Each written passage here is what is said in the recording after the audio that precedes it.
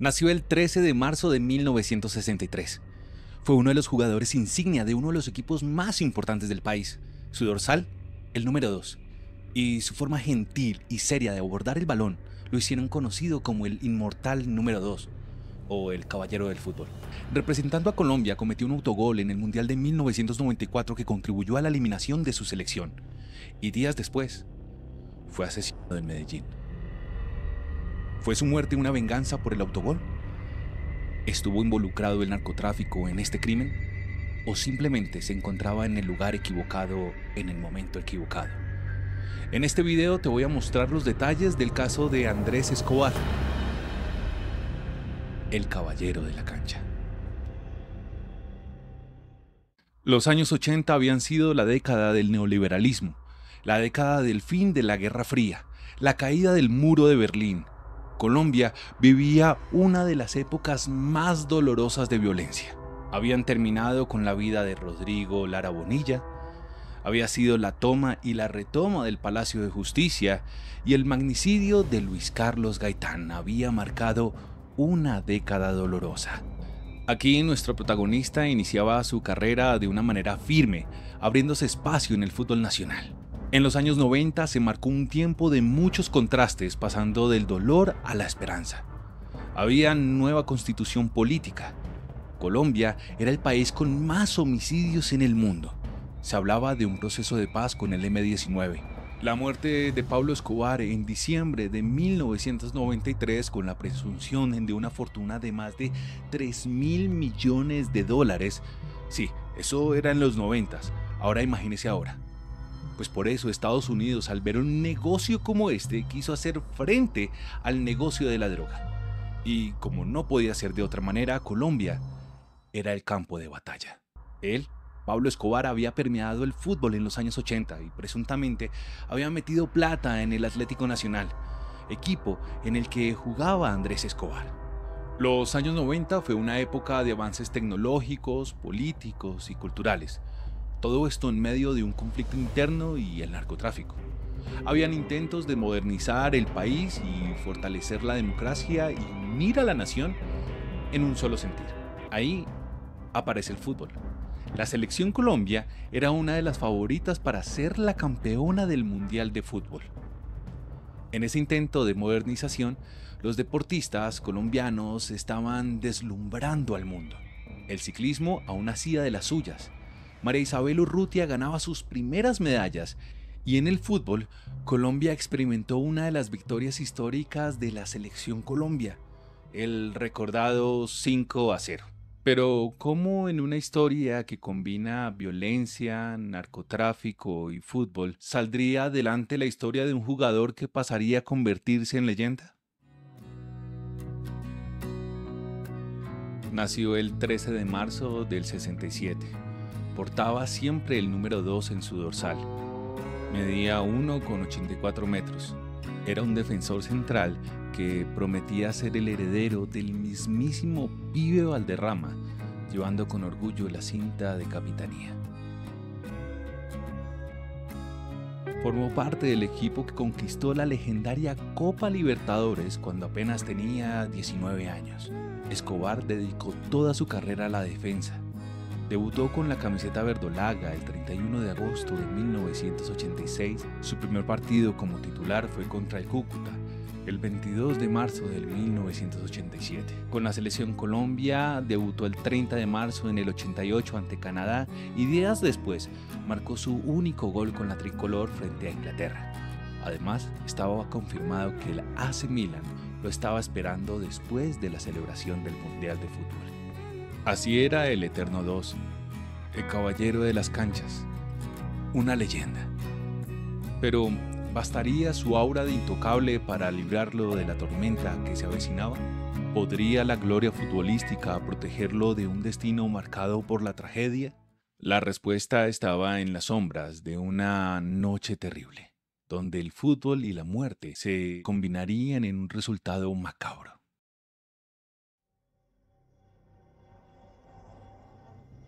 Colombia llegaba siendo una de las favoritas luego de haber goleado a la mismísima Argentina en el famoso 5-0. Pero La selección se enfrentó contra Rumania. Entonces perdió 3-1, donde el caballero del fútbol había sido catalogado como uno de los mejores hombres, no solo del equipo, sino del partido. Pero llegaba el encuentro contra Estados Unidos. La selección venía afectada. Habían serias amenazas de muerte al cuerpo técnico, obligándolos a cambiar de jugadores. Es decir, tomaban decisiones técnicas en una selección que representaba a uno de los países más peligrosos del mundo. Vaya manera de representación. De ahí que en un país en el que se notaba el nerviosismo, sucediera el momento que une todas las piezas y dieran inicio a uno de los capítulos más oscuros del fútbol colombiano, el autogol. Sí, pasó el autogol, que se traduciría en la pérdida del partido 2-1. Y no era solo la derrota, era el miedo. Se veía sin lugar a dudas a una selección diezmada, tímida, incluso hasta temerosa. Pero en términos futbolísticos era como si cada jugador cargara con un peso, una amenaza que estaba sobre sus cabezas. Esto llevó a Colombia a enfrentar un partido contra Suiza con convicción, pero con un sinsabor. Entonces ganaron 2-0, pero no fue suficiente. Estábamos eliminados.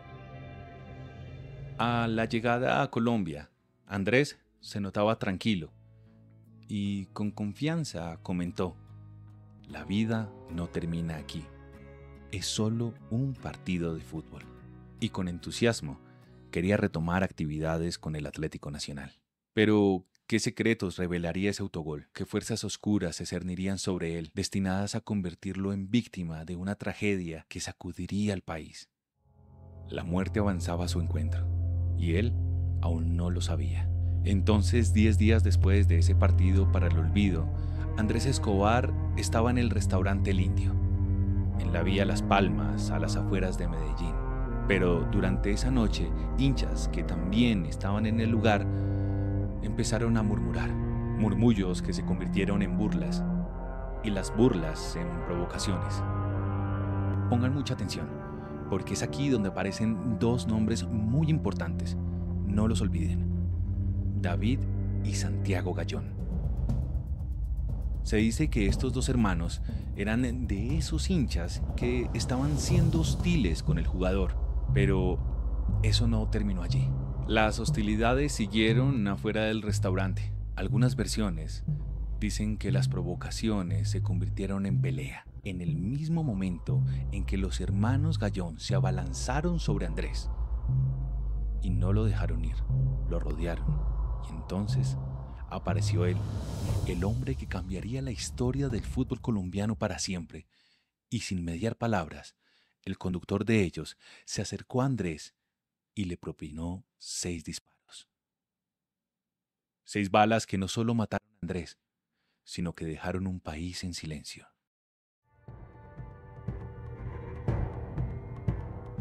Otra vez Colombia se llena de vergüenza. Andrés Escobar, jugador de la Selección Colombia, fue cobardemente asesinado en Medellín. El 1 de junio de 1994, Andrés Escobar fue asesinado. Los asesinos, después de cada disparo, lo insultaban y le gritaban golazo. Y es que de verdad, nadie, absolutamente nadie entendió qué fue lo que pasó. Fue un error en la cancha, pero fue un castigo impensable. El caballero de las canchas jamás imaginó el precio que tendría que pagar. El asesino fue identificado como Humberto Muñoz Castro, identificado como el conductor de los hermanos David y Santiago Gayón, socios del ya fallecido Pablo Escobar y del cartel de Medellín. Este par de hermanos estuvieron involucrados en actividades de narcotráfico y todo lo que conllevaba en esa época, como el financiamiento de grupos paramilitares. Este asesino intentó justificarse para casi de inmediato aceptar el crimen. Lo curioso es que Muñoz alegaba que en ese momento no sabía a quién había disparado. Tras ese momento tan terrible que apagó la vida de Andrés Escobar, Sus asesinos tejieron una red de mentiras. Abandonaron la camioneta en la que se movilizaban cerca a una cañada. El chofer fue brutalmente golpeado y sus muñecas atadas en un intento desesperado de convertirlo en víctima. A las 9 de la mañana, el propio chofer de los Gallón denunció el robo de una camioneta en el barrio Buenos Aires con las mismas características descritas por los testigos que habían presenciado el asesinato en las primeras horas de la mañana. El chofer se presentó sin su bigote habitual y mostrando las marcas dejadas por los supuestos asaltantes. Sin embargo, las mentiras comenzaron a caer una a una y los investigadores judiciales solo necesitaron una hora para descubrir que el propio Humberto Muñoz era quien había disparado al ídolo del Atlético Nacional. Sin embargo, su versión dejaba más preguntas que respuestas. ¿Era un simple peón en un juego de terror o el ejecutor de una venganza? Y aquí quiero hacer un paréntesis para presentar 3 hipótesis del por qué pudo haber sucedido el delito, o los 3 grandes escenarios. El primero es que se sospecha que el asesinato fue una represalia directa del narcotráfico, que el autogol de Escobar había ofendido tanto a ese grupo que todo desencadenó una venganza mortal. Otra teoría, aunque similar, tiene un elemento diferencial, y es que se cree que el resultado del partido provocó pérdidas millonarias y que Escobar pues recibió esto como venganza por la cantidad de dinero que se había perdido. Y la tercera versión es la más simple y sugiere que esto es el resultado de una riña. Según esta teoría, Escobar se encontró en el lugar y en el momento equivocados, y su muerte solamente fue un acto de violencia fortuito. Y aquí cierro paréntesis. Después de intentar justificar su delito, Humberto Muñoz Castro fue condenado a 43 años de cárcel, y hasta ese momento, aunque el dolor no permitía verlo, podría considerarse justa esa condena. Sin embargo, Humberto fue liberado 11 años más tarde por buen comportamiento. Aquí me pareció algo curioso y es que encontré, mientras indagaba, una palabra muy particular y es sicario. No me parece justo, pues porque un evento de sicariato implica que haya el cobro de una remuneración. ¿Pero lo hubo o no? Por su parte, los hermanos Gallón Henao recibieron una sentencia de 15 meses de prisión por cubrimiento, pero solo estuvieron tras las rejas menos de 3 meses, además de pagar 1.000.000 de pesos colombianos como fianza para ser liberados. Lejos de arrepentirse, los Gallón continuaron su ascenso en el inframundo. Con el nuevo milenio, sus tentáculos se extendieron hasta México, donde se convirtieron en los arquitectos de una alianza completamente macabra con el Chapo Guzmán, un pacto sellado con sangre. Para el 2009 se entregarían reconociendo la financiación de grupos paramilitares. Aún hoy las preguntas siguen. ¿Qué ha pasado con los responsables? ¿Hubo justicia? ¿O la verdad sigue enterrada? La información pública sobre las actividades de los actuales hermanos Gallón es limitada, sin embargo, su pasado sigue siendo objeto de debate y controversia. En Colombia, el fútbol era mucho más que un juego, era un campo de batalla donde se liberaban las guerras de una nación fracturada. Cada gol, cada derrota, hacían eco en las calles como un disparo, alimentando la sed de violencia que consumía el país. El 1 de junio de 1994, Andrés Escobar fue asesinado y ahí se convirtió en un símbolo de la violencia que azotaba al país en esos momentos.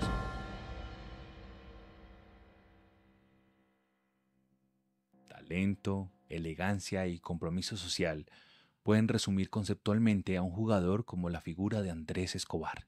¿Fue realmente un crimen por un autogol? ¿O detrás de su muerte se esconde un secreto que pocos se atreven a revelar? Antes de morir, Andrés Escobar dejó una frase inmortal: la vida no termina aquí. Pero, ¿qué quiso decir realmente? Quizá tenía razón, porque aún después de más de 30 años, no solo una hinchada lo sigue recordando. No solo un país, el mundo lloró, pero Colombia sangró. La herida sigue abierta y el dolor persiste. Reportajes como este son un homenaje a la memoria de un ídolo, pero también un recordatorio de que la violencia nunca se justifica, que los grandes nunca se olvidan. El mensaje de Andrés Escobar fue claro y aún hoy lo sigue siendo. La vida no termina aquí.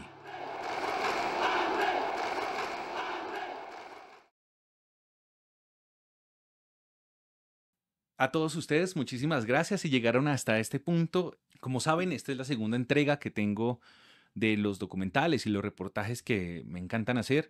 Y pues en esta ocasión quise hablar sobre este cóctel entre la violencia y el fútbol y cómo no hacerlo con un pequeño homenaje frente a Andrés Escobar.